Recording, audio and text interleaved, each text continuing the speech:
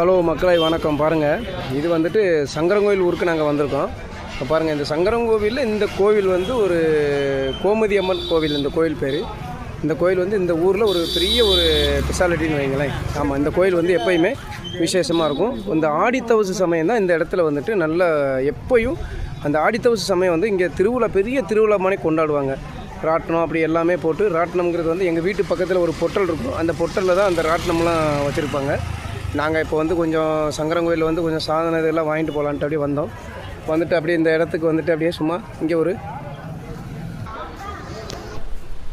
பாருங்கள், இந்த கடை வந்து திவ்யா கடை. இந்த கடை வந்து எப்போயுமே ஃபேமஸ்னு வைங்களேன். நாங்கள் இங்கே வந்தோம்னு சொன்னால் எப்போயுமே இங்கே தான் டீ இதுகள்லாம் சாப்பிடுவோம். இங்கே கூல்ட்ரிங்க்ஸ் இதுகள் எல்லாமே எப்போயுமே கொஞ்சம் நல்லா ஜில்லுன்னு இருக்கும். நல்லா நீட்டாக கொடுப்பாங்க. இங்கே எந்த பொருளுமே நல்லா நீட்டாக கொடுப்பாங்க. நாங்கள் எப்போ வந்தாலும் பாரம்பரியமான கடை இது.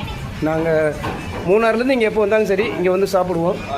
இது பார்த்திங்கன்னா நமக்கு கருப்பட்டி முட்டாயின்னு சொல்லுவாங்க. இது நல்ல டேஸ்ட் இருக்கும். ஆமாம், இங்கே வந்து எந்த பொருளுமே நல்லா நீட்டாக கொடுப்பாங்க.